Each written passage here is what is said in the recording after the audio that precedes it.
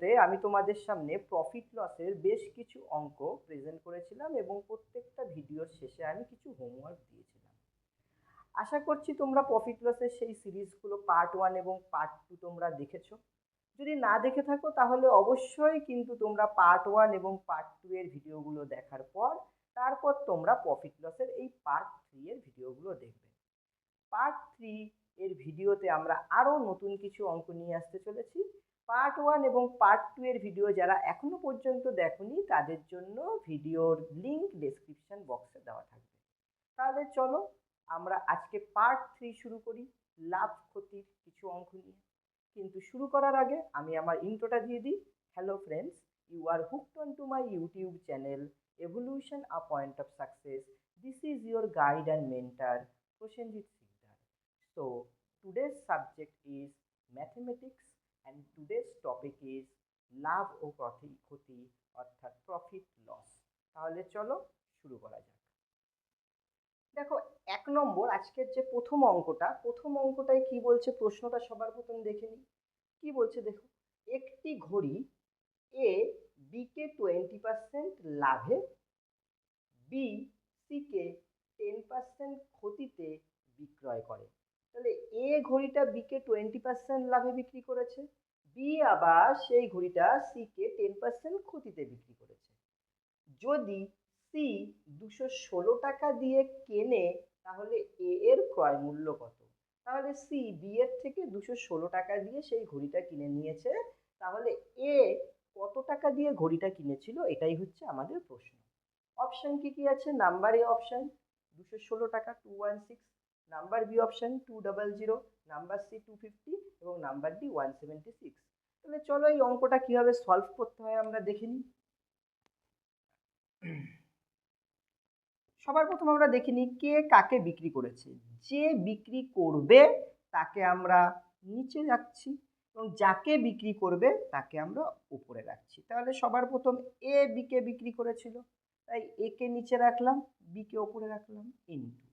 এবার কি করলো, বি সি কে বিক্রি করেছে, তাই বি কে নিচে রাখলাম, সি কে উপরে রাখলাম। তাতে কি দেখা গেল, তাতে সি একটা ক্রয় মূল্য দিয়েছে, এ আমাদের কি দিয়েছে, এটা হচ্ছে আমাদের কোয়েশ্চেন মার্ক ফাইন্ড আউট করতে হবে। তাহলে এক্ষেত্রে দেখো বি বি কে আমরা ইজিলি ক্যান্সেল করতে পারছি। এটা আমরা এবার ডেটা রিলেটেড বা ডেটার মাধ্যমে আমরা রিপ্রেজেন্ট করব। তাহলে সাপোজ তাহলে এ যদি 100 টাকা দিয়ে ঘড়িটা কিনে থাকে তাহলে বি কে কত টাকা লাভে বিক্রি করেছে? 20 টাকা, তাহলে 120 টাকায় বিক্রি করবে 120। আবার বি যদি 100 টাকায় কিনে থাকে তাহলে সি কে কত টাকায়? 10% ক্ষতিতে বিক্রি করেছে, অর্থাৎ 90 টাকায় বিক্রি করবে। এরপর আমরা জাস্ট ডেটা পুট করব, সি কত টাকা পে করেছে? 216 টাকা, আর এর পেমেন্টটা আমরা জানি না, তাই লিখলাম। এবার আমরা চলো এটাকে ক্যান্সেল করি। কিভাবে ক্যান্সেল করব? দেখো, 0 0 ক্যান্সেল হলো, এখানে এই 0 ক্যান্সেল করলাম, 9 দিয়ে এটা যদি ক্যান্সেল করি, 9 2 যা 18, 4 9 যা 36, মানে 12 দিয়ে ডাইরেক্ট এটাকে ক্যান্সেল করতে পারি, 12 2 যা 24। এবার মাল্টিপ্লাই করি 2 ইন্টু 100, কারণ এটা আমরা কি জানি, এটা ক্রস মাল্টিপ্লিকেশন হবে। তাহলে এ ইকুয়ালস টু কি হয়ে যাবে? এ ইকুয়ালস টু 200, অর্থাৎ এ 200 টাকা দিয়ে ঘড়িটা কিনেছিল। তাহলে আমাদের right answer will be option B, 200 rupees.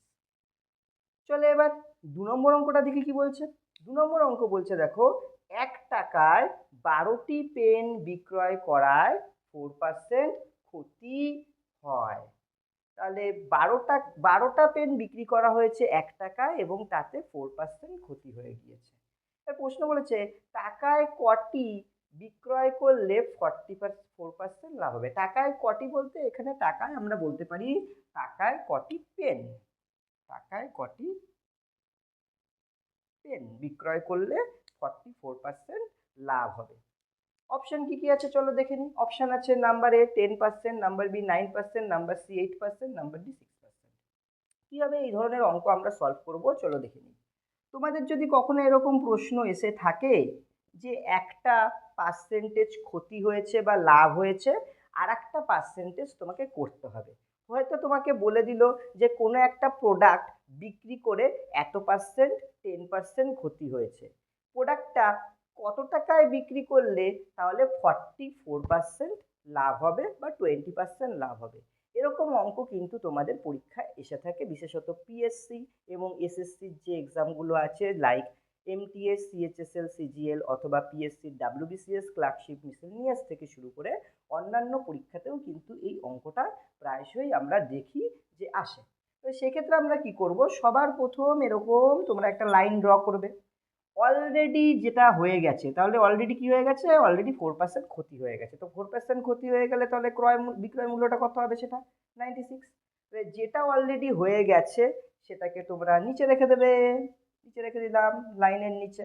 এবং যেটা তোমাকে করতে হবে, তাহলে আমাকে কি করতে হবে, লাভ করতে হবে। কত পার্সেন্ট লাভ করতে হবে, 44% আমাদের লাভ করতে হবে। 44% লাভ মানে তাহলে সেটা কতটা বিক্রি করতে হবে, 144।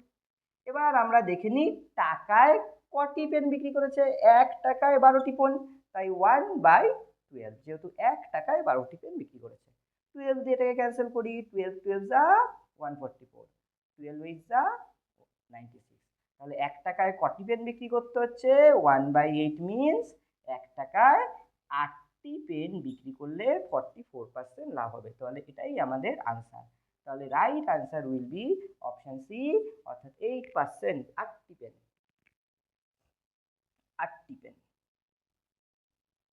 অপশনগুলো পার্সেন্ট হবে না, একটু এরর হয়েছে, এগুলো টি হয়ে যাবে, 6টি, এটা 9টি, এটা 10টি, এগুলো পার্সেন্ট হবে না, এগুলো নাম্বার হবে, তাই টি হয়ে যাবে।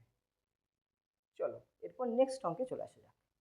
চলো এবার আমরা 3 নম্বর কোয়েশ্চেন আজকে চলে আসি। 3 নম্বর প্রশ্নে কি বলছে চলো দেখে নিই। এক ব্যক্তি একটি দ্রব্যের 2/3 6% লাভে এবং বাকি অংশ 3% ক্ষতিতে বিক্রয় করে মোটের ওপর 540 টাকা লাভ করেন। দ্রব্যটির ক্রয় মূল্য কত ছিল? দেখো এই ধরনের অঙ্ক যখন আসবে, দেখো এই ধরনের কোয়েশ্চেন যখন আসবে তখন আমরা পরীক্ষায় কিভাবে খুব ইজিলি সলভ করব, এটা মাথার একটা কিন্তু ব্রেন গেম, এটা একটা স্ট্র্যাটেজি। এবং তোমাদের যেহেতু খুব কম সময়ের মধ্যে তোমাদের আনসারটা বার করতে হবে, তাহলে অবশ্যই তোমাকে একটু কিছু শর্ট মেথডে অ্যাপ্লাই করতে হবে। যদি আমরা এটাকে এক্স ধরে বা এক অংশ ধরে করি তাহলে অঙ্কটা সলভ করতে হয়তো একটু লেন্দি হবে, হয়তো আনসারটা কারেক্ট হবে কিন্তু একটু লেন্দি হবে। আমি তাই কি করব, এটাকে আমরা একটু শর্টে করার চেষ্টা করি। চলো দেখে নিই। তাহলে 2/3 বলেছে, আমি 2/3 লিখলাম।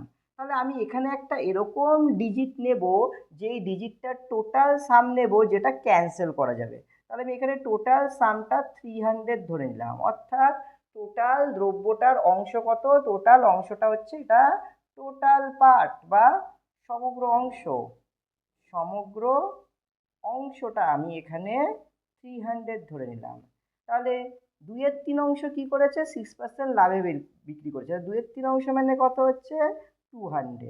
তাহলে 300-র মধ্যে 200 কত পার্সেন্ট লাভে বিক্রি করেছে, না 6% লাভে। তাহলে 6% লাভে মানে 200-এর টোটাল কত আমাদের লাভ হবে, 12 টাকা, রাইট, 12 টাকা। তাহলে আমাদের বাকি অংশ পড়ে রইল কত, আমাদের বাকি অংশ পড়ে রইল 300 মাইনাস এখানে 200 যদি করি তাহলে বাকি অংশ পড়ে রইল 100। তাহলে 100 টাকা এটা কি করেছে, বাকি অংশ 3% ক্ষতিতে বিক্রি করেছে। তাহলে ক্ষতি মানে এখানে ক টাকা ক্ষতি হয়েছে, 3 টাকা ক্ষতি হয়েছে। তাহলে এখানে 12 টাকা লাভ আর এখানে 3 টাকা ক্ষতি। তাহলে আলটিমেটলি আমাদের কত টাকা লাভ হলো, আলটিমেটলি আমাদের 9 টাকা লাভ হলো। এবার ভালো করে বুঝবে, 9 টাকা যদি আমাদের লাভ হয় তাহলে আমাদের টোটাল অংশটা কত, টোটাল অংশটা আমাদের 300। 9 টাকা যদি লাভ হয় তাহলে টোটাল অংশটা হচ্ছে আমাদের 300। পরীক্ষায় কত বলে দিয়েছে, 540 টাকা যদি লাভ হয়। তাহলে 1 টাকা যদি লাভ হয় তাহলে আমাদের টোটাল কত অংশটা হবে, 300/9। এখানে আমাদের ডেটা বলে দিয়েছে 540, তাহলে 540 যদি টোটাল হয় সেক্ষেত্রে আমাদের কত প্রফিট হবে, মানে টোটাল মূল্যটা কত হবে চলো দেখে নিই। 540/9 60, তাহলে 60 × 300 = ইকুয়াল টু 18,000। তাহলে দ্রব্যটির ক্রয় মূল্য কত? 18,000। তাহলে এটা আমাদের রাইট অপশন কি হবে? Option C, 18,000। 18,000 আমাদের রাইট অপশন। চলো এবার 4 নম্বর অঙ্কটা দেখি। আজকে 4 নম্বর অঙ্ক কি বলছে? এক ব্যক্তি 180 টাকায় দুটি দ্রব্য বিক্রয় করে প্রথমটিতে 20% লাভ এবং দ্বিতীয়টিতে 50% লাভে বিক্রয় করেন।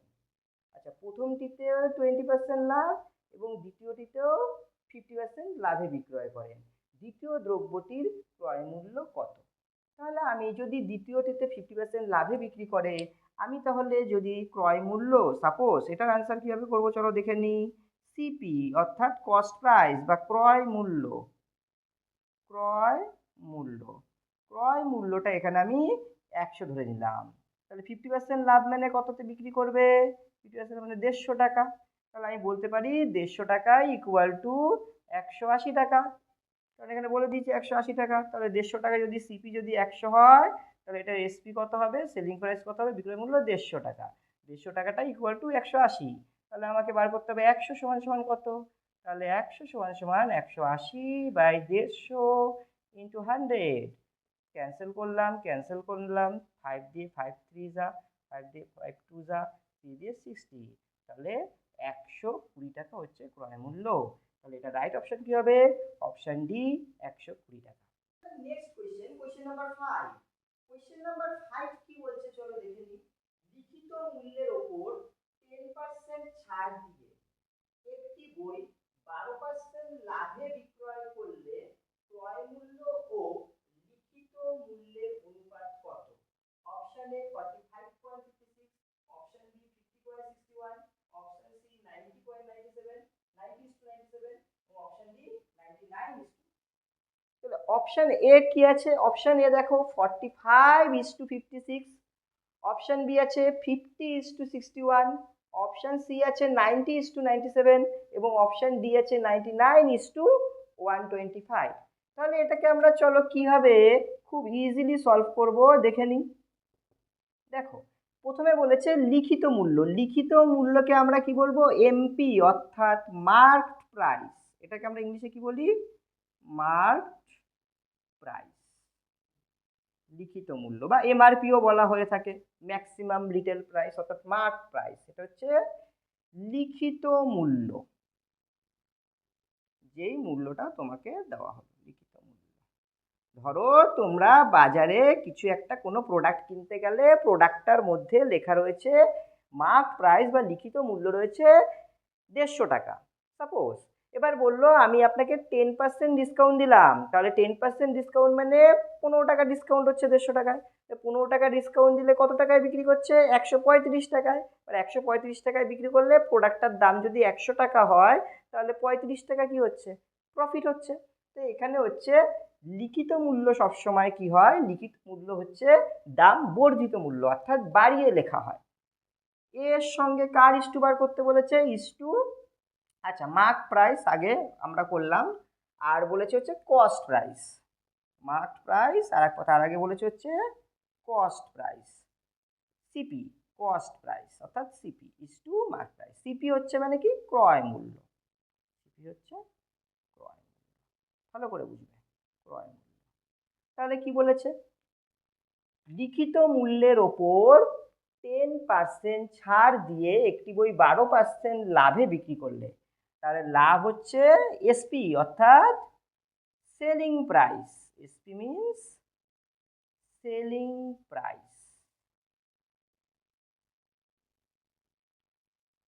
সেলিং প্রাইস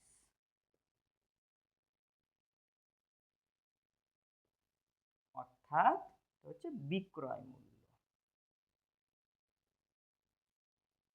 তাহলে আমরা দেখলাম ক্রয় মূল্য, লিখিত মূল্য, বিক্রয় মূল্য, তিনটেই আমরা বুঝতে পারলাম ক্রয় মূল্য কাকে বলে, মার্ক প্রাইস কাকে বলে এবং সেলিং প্রাইস কাকে বলে। এবার কি কি বলেছে? ক্রয় মূল্য ও লিখিত মূল্যের মধ্যে অনুপাত কত? তাহলে আমি এক্ষেত্রে কি করব? লিখিত মূল্যের ওপর 10% ছাড় দিয়ে দিলাম। তাহলে লিখিত মূল্যের ওপর 10% ছাড় দিয়ে দেওয়া মানে আমি এটাকে ধরে নিলাম, তাহলে এটা 90, 10% মানে 90 ছাড় দিলাম। এবার বিক্রয় মূল্য কি হচ্ছে?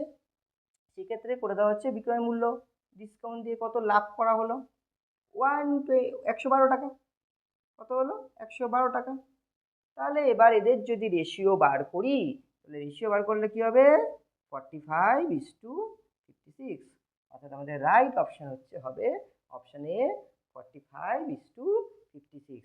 কারণ আমরা জানি মার্ক প্রাইসের সঙ্গে যেটা দেওয়া হয় সেটা হচ্ছে সেলিং প্রাইস, অর্থাৎ আমরা বলতে পারি যে এসপি অর্থাৎ selling price equal to mark price minus discount. Mark price minus discount. চলো এবার প্রত্যেকটা ভিডিওর মতন তোমাদের জন্য যেরকম হোমওয়ার্ক থাকে, আজকের দিনেও সেরকম এক্সেপশনাল কিছু নেই। তাহলে তোমাদের জন্য একটা হোমওয়ার্ক রয়েছে। হোমওয়ার্কটা কি চলো তোমাদের বলে দেওয়া হোক। ক্রমিক কমিশন, ক্রমিক মানে ক্রমান্বয়ে, অর্থাৎ প্রথমে তোমাকে 10% ডিসকাউন্ট দেওয়া হলো, তারপরে আবার তার ওপর 20% ডিসকাউন্ট দেওয়া হলো, তার ওপর আবার 5%, এইভাবে ক্রমান্বয়ে তোমাকে যদি কমিশন মানে ডিসকাউন্ট দেওয়া হয়, তাহলে ক্রমিক কমিশন 20%, 10% ও 5% হলে সমতুল্য কমিশন কত? অর্থাৎ ক্রমান্বয়ে কমিশন না দিয়ে যদি একবারে ডাইরেক্ট কমিশন দেওয়া হয়, তাহলে এই ক্রমিক কমিশনের সঙ্গে ডাইরেক্ট কমিশন কত হবে? তোমরা অঙ্কটা কিভাবে সলভ করবে? এখানে 100 টাকা ধরে নেবে। 100 টাকা 20% ডিসকাউন্ট মানে কত? 80। 80 এর 10% ডিসকাউন্ট মানে কত? 8 টাকা মানে 72। 72 এর এবার তোমরা আবার 5% কমিশন বার করবে, সেটা মাইনাস করবে, মাইনাস করে টোটাল যত মাইনাস হচ্ছে 100 থেকে, সেটাই তোমাদের উত্তর বেরোবে। তোমাদেরকে আমি সাজেশনও দিয়ে দিলাম এবং তোমাদের হেল্প বা গাইডও করে দিলাম কিভাবে অঙ্কটা সলভ করতে হবে। কিন্তু অঙ্কটা সলভ করার পর তোমরা অবশ্যই আনসারটা কমেন্ট বক্সে কমেন্ট করে জানাবে। তোমাদের জন্য যে অপশনগুলো রয়েছে অপশনগুলো একবার চলো দেখে নিই। Option A 31%, option B 31.6%, option C 32.6% এবং অপশন ডি হচ্ছে 35%।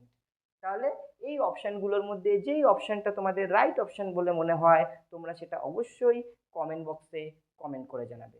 With that, this is Prosenjit Sikdar signing out from Evolution, a point of success. Till we meet next, keep studying, keep watching and keep sharing. Don't forget to subscribe, like and comment. Bye. Take care.